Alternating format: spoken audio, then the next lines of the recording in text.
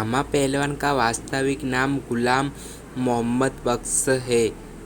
दुनिया में अजय गामा पहलवान का जन्म 22 मई 1878 को इको अमृतसर पंजाब में हुआ था। हालांकि इनके जन्म को लेकर विवाद है। इनके बचपन का नाम गुलाम मोहम्मद था। इन्होंने 10 वर्ष की उम्र में ही पहलवानी शुरू कर दी थी। इन्होंने पत्थर के डंबल से अपनी बॉडी बनाई थी। उस समय दुनिया में कुश्ती के मामले में अमेरिका के जेवीसियों का बहुत नाम था। गामा ने इसे भी परास्त कर दिया था। पूरी दुनिया में गामा का कोई नहीं हरा सकता था।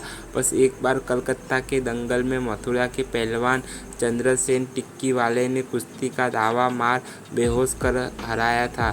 इस कुश्ती की बहुत चर्चा ना जाने क्यों नहीं हुई। हाँ, बाकी उन्हें वर्ल्ड चैंपियन का खिताब मिला था। भारत पाक बंटवारे के समय ही ये अपने परिवार के साथ लाहौर चले गए। मई 1960 के लाहौर में ही उनकी मृत्यु हो गई। गुलाम मोहम्मद बख्श का जन्म 22 मई 1878 को अमृतसर के जजुबोवाला गांव के एक कश्मीरी पुलिस पंडित परिवार में हुआ था। उनके परिवार में स्वयं ही विश्व प्रसिद्ध पहलवान हुए थे। गामा की 2 पत्नियां थीं, एक पाकिस्तान में और दूसरी बड़ौद गुजरात में। जब गामा 6 साल के थे तो उनके पिता मोहम्मद अजीज बख्श का निधन हो गया। उसके बाद उनके नानाजी नून पहलवान ने उनका पालन किया। बाद में उनके निधन के बाद उनके मामाजी इडा पहलवान ने उनका पालन किया और उनकी ही देखरेख में गामा ने पहलवानी की शिक्षा प्रारंभ की। गामा ने पहलवानी की शिक्षा अपने मामा इडा पहलवान से प्रारंभ की। आगे चलकर इनके अभ्यास में काफ़ी बदलाव आए।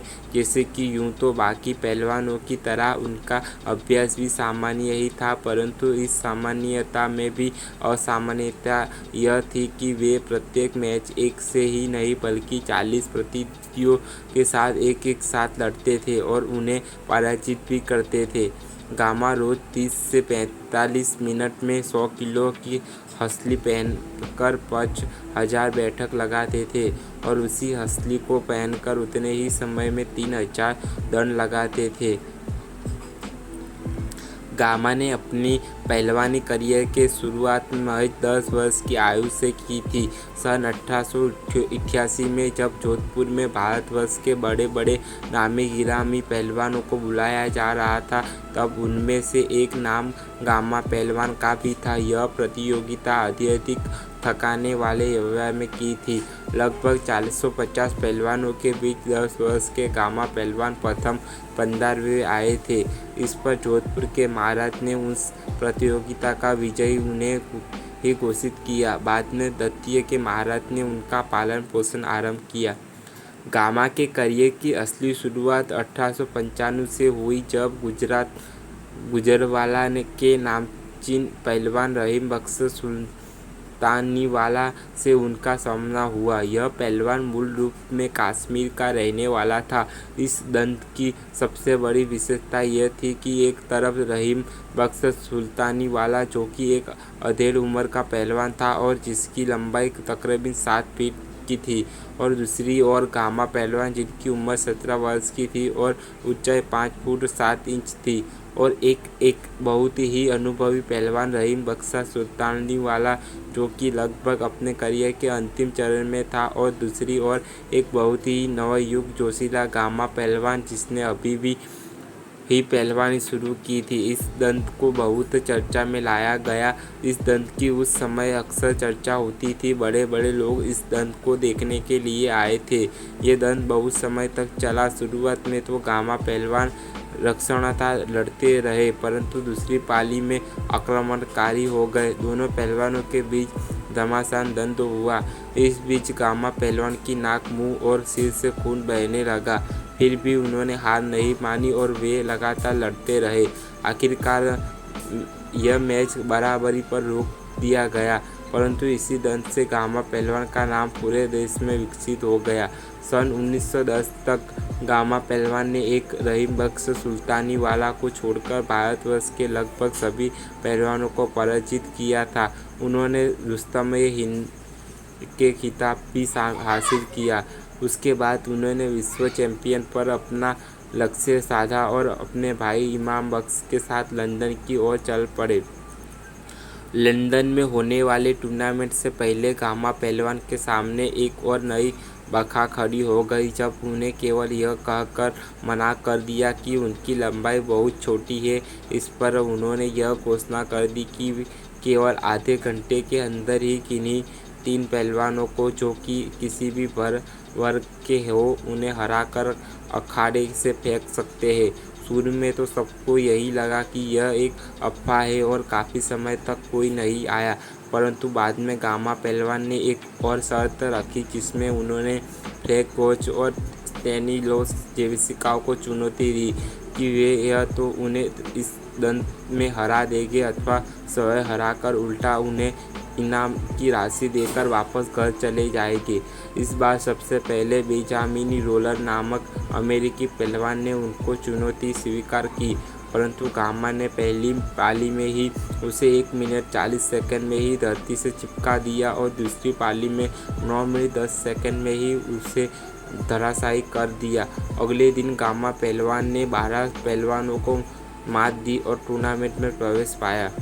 इन्हीं विश्व चैंपियन स्टेनिस्लॉस जेविस्काउ के साथ हुआ मैच के लिए बहुत जाना जाता है। जेविस्काउ के साथ इनका मैच 10 सितंबर 1910 निर्धारित हुआ था।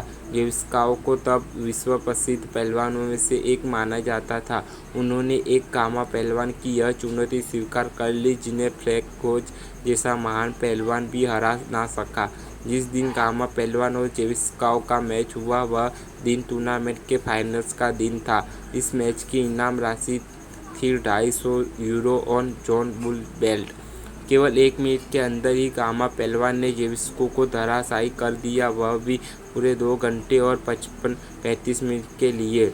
कुछ समय के लिए जेविस्काउ को उठता, परंतु बाद में फिर उसी दशा में धराशायी कर दिया जाता था। उसने अपना रक्षणता दांव लगाया जिससे कि वह गामा पहलवान इस शक्ति को रोक सके, परंतु अंत में यह 3 घंटे तक चलने वाला मैच बराबरी पर ही रोक दिया गया और इससे जेविस्काउ के फैन बेहद निराश हुए। फिर भी जेविस्काउ का नाम उन पहलवानों में से लिया जाता है जो गामा पहलवान के द्वारा नहीं हराया जा सके। उन दोनों का एक और बराबर मैच होने वाला था जिसकी तिथि 17 सितंबर 1910 निर्धारित की गई थी, परंतु जेविस्काउ के किसी कारणवश मैच में नहीं आ पाए।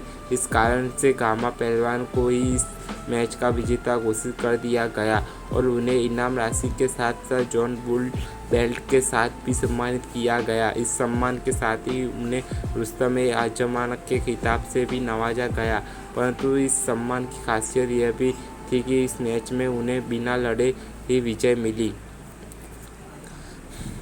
इंग्लैंड से लौटने के तुरंत बाद ही गामा पहलवान का सामना रहीम बख्श सुल्तानीवाला से इलाहाबाद में हुआ। काफ़ी देर तक चलने वाले इस दंत में अंततः गामा पहलवान को विजय प्राप्त हुई और इस साथ ही साथ रुस्तम-ए-हिंद का खिताब भी जीत लिया। जीवन में बहुत समय बाद एक सत्संग में जब उनसे यह पूछा गया कि गामा पहलवान को सबसे मुश्किल टक्कर किसने दी है, तो उन्होंने कहा, रहीम बख्श सुल्तानीवाला। रहीम बख्श सुल्तानीवाला पर विजय प्राप्त करने के बाद सन 1916 में गामा पहलवान ने पहलवान पंडित बिद्रू, जो कि उस समय भारत के जाने माने पहलवानों में से एक थे, का सामना किया और उन पर विजय प्राप्त की।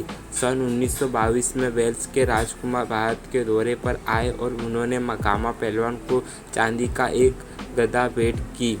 जब 1927 तक गामा पहलवान को चुनौती देने वाला कोई भी पहलवान नहीं बचा तो यह घोषणा हुई कि गामा और जेविस्काउ फिर एक बार आमना सामना करेंगे। उनकी मुलाकात 1928 में पटियाला में हुई। अखाड़े में आते ही जेविस्काउ ने अपना सुदृढ़ शरीर और बड़ी बड़ी मांसपेशियां दिखाई, परंतु गामा पहलवान पहले से ही काफ़ी दुबले पतले लग रहे थे। फिर भी गामा पहलवान ने केवल 1 मिनट में ही जेविस्काउ को धराशायी कर दिया, जिससे उन्हें भारतीय विश्व स्तरीय कुश्ती प्रतियोगिता का विजयी घोषित कर दिया गया और जेविस्काउ ने भी उन्हें बाद कहकर संबोधित किया। जब तक गामा पहलवान ना 48 वर्ष के हुए तब तक वह भारत के महान पहलवानों में से एक गिने जाने लगे। जेविस्काव पर विजय प्राप्त करने के बाद गामा ने तेज पीटरसन पर 1929 को विजय प्राप्त की। यह दंड 1.5 मिनट चल गया। यह अंतिम दंड था जो गामा ने अपने करियर में लड़ा। सन 1940 को हैदराबाद के निजाम के गामा को निमंत्रण दिया, जिसमें गामा ने सभी पहलवानों को हरा दिया। निजाम ने उसके बाद पहलवान बलराम हीरामण सिंह यादव को गामा से सामना करने के लिए भेजा, जो कि स्वयं कभी भी नहीं हारा था। यह दंड बहुत समय तक चला, परंतु इसका कोई भी निष्कर्ष नहीं निकला। बलराम हीरामण सिंह यादव उन पहलवानों में से था जिनका सामना करना गामा के लिए भी बहुत मुश्किल था।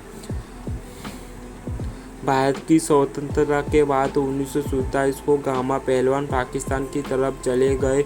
जिस समय हिंदू मुसलमान भाई आपस में लड़ रहे थे, तब भीड़ से कितने ही हिंदू भाइयों का गामा ने बचाया था। अंततः सन 1952 तक गामा ने संन्यास ले लिया। संन्यास लेने के बाद उन्होंने अपने भतीजे भोलू पहलवान को पहलवानी सिखाई, जिन्होंने लगभग 20 साल तक पाकिस्तान में होने वाले सभी कुश्ती प्रतियोगिता में भाग लिया।